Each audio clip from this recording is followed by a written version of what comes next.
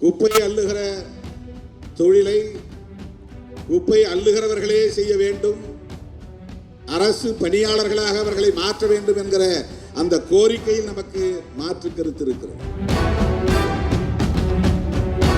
பணி நிரந்தரம் செய்யக்கூடாது என்று சொல்லுவதுதான் அதிலே சரியான கருத்து.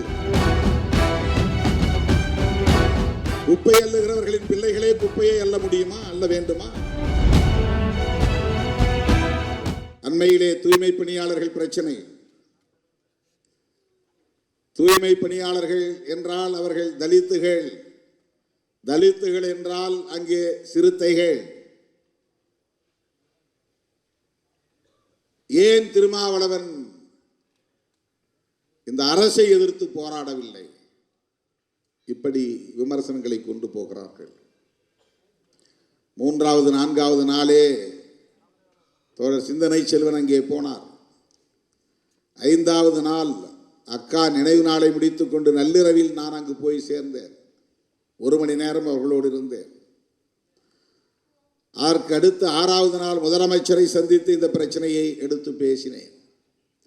13ஆம் தேதி வரையில் தொடர்ந்து அமைச்சர்களோடும் பேசினேன், போராட்ட குழுவை சார்ந்த தோழர்களோடும் பேசினேன், ஒவ்வொரு நாளும் பேசினேன், மருத்துவமனையில் இருந்து கொண்டே பேசினேன். அவர்களை பணி நிரந்தரம் செய்ய வேண்டும் என்று நாம் அவர்களின் குரலோடு இணைந்து சொன்னாலும் கூட ஒரு உண்மையை நாம் புரிந்து கொள்ள வேண்டும். நம்முடைய கோணத்திலிருந்து அந்த பிரச்சனையை அணுக வேண்டும். புரட்சியாளர் அம்பேத்கரின் பார்வையில் இருந்து இந்த பிரச்சனையை நாம் அணுக வேண்டும். இவர்கள் குப்பை பொறுக்குகிறவர்கள், சொல்ல போனால் தூய்மை பணியாளர்கள் என்கிற சொல்லுக்கு இன்னொரு பொருள் குப்பை பொறுக்குகிறவர்கள், குப்பையை அள்ளுகிறவர்கள் என்றுதான் பொருள்.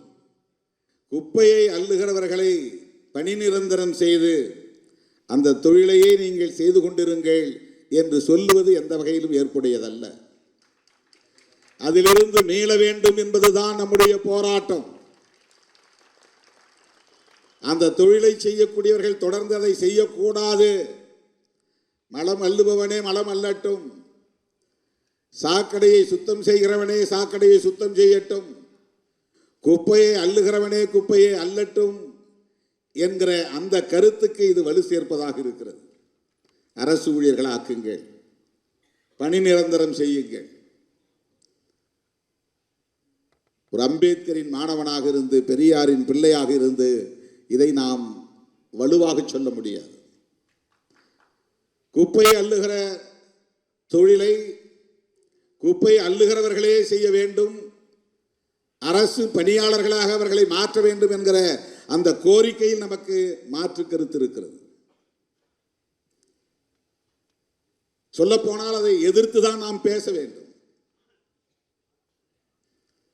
தலித்துகள் செய்கிறார்கள், அவர்களுக்கு பணி நிரந்தரம் செய். நாங்கள் தலித் இயக்கம். இதற்கு பெயர் கன்வென்ஷனல் திங்கிங். காலம் காலமாக இருக்கிற மரபு சார்ந்த சிந்தனை இது, அடிமை சார்ந்த சிந்தனை இது. வெட்டியான் தொழிலை செய்கிறவனை வெட்டியான் தொழிலாக அரசு ஊழியர்களாக ஆக்கு என்று சொன்னால் எப்படி அதை ஏற்றுக்கொள்ள முடியும்? அந்த தொழிலை ஒழிக்க வேண்டும்.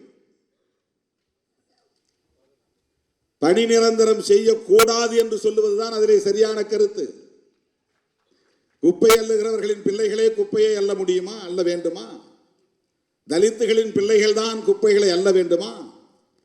அரசு ஊழியர் ஆக்கினால் அந்த வேலை மறுபடியும் யார் வருவார்கள்? அந்த அரசு பணிக்கு யார் வருவார்கள்? எத்தனை பேர் குப்பை அள்ள தயாராக இருக்கிறார்கள்? 70 வயதிலும் அந்த பணியை செய்யக்கூடியவன் ஒருவன் இருக்கிறான் என்றால் அவன் யார் என்று நீங்கள் பார்க்க வேண்டும். இந்த தலைமுறை அவர்கள் அந்த தொழிலை செய்துவிட்டு போகட்டும், அடுத்த தலைமுறை அந்த தொழிலுக்குள் அவர்கள் போகக்கூடாது என்பது தானே சமூக நீதி. அதிலிருந்து அவர்களை மீட்பது தானே சமூக நீதி.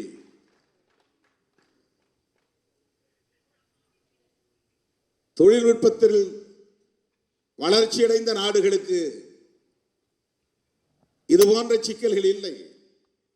எதையோ வளர்க்க துடிக்கிற இந்த ஆட்சியாளர்கள் இந்த நாட்டை உலக வல்லரசுகளில் ஒன்றாக மாற்ற வேண்டும் என்று துடிக்கிறவர்கள் இன்னும் ரயில் நிலையங்களில் கையால் மலம் மல்லுகிற மலம் மல்லும் தொழிலாளர்கள் லட்சக்கணக்கானோர் இருக்கிறார்கள். மலம் மல்லும் தொழிலாளர்கள் யார்? அவங்கெல்லாம் கஷ்டப்படுறாங்க, அதனால் அவங்களெல்லாம் அரசு ஊழியர் ஆக்குங்க, அவங்களுக்கு சம்பளத்தை கூட்டுங்க, பென்ஷன் கொடுங்க என்று நாம் சொல்ல முடியுமா?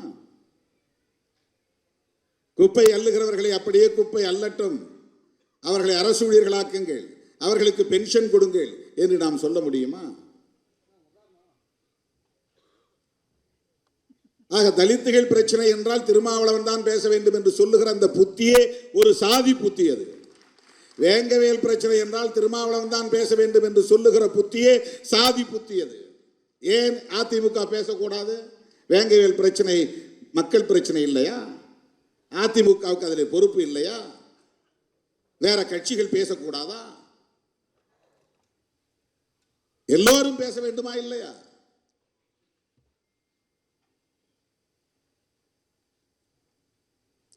திமுகவுக்கும் அதிலே பொறுப்பு இருக்கிறது, கம்யூனிஸ்ட் கட்சிகளுக்கு இருப்பதை போல ஒவ்வொரு கட்சிக்கும் அதிலே பொறுப்பு இருக்கிறது. ஆனால் அதிமுக நம்மை பார்த்து இந்த கேள்வியை கேட்பதால் ஏன் அதிமுகவுக்கு அந்த பொறுப்பு இல்லை என்று நாம் கேட்கிறோம். இப்ப இந்த பிரச்சனை 13 நாள் போராட்டம் நடந்தது. முதலிலே போனது விடுதலை சிறுத்தைகள் தான். முதலிலே போன தலைவன், ஒரு கட்சியின் தலைவன் திருமாவளவன் தான். அதுக்கப்புறம் தான் எல்லாம் உள்ள வராங்க. யார் யாரோ வருகிறார்கள், அந்த பிரச்சனை பற்றி எதுவுமே தெரியாதவர்கள் வருகிறார்கள். ஒன்று திருமாவளவனை சாட வேண்டும், அல்லது திருமாவளவன் இடம்பெற்று இருக்கிற கூட்டணியை சாட வேண்டும். அதுதான் அவர்களின் நோக்கம். அவர்களுக்கு நீதி கிடைக்க வேண்டும் என்பதல்ல.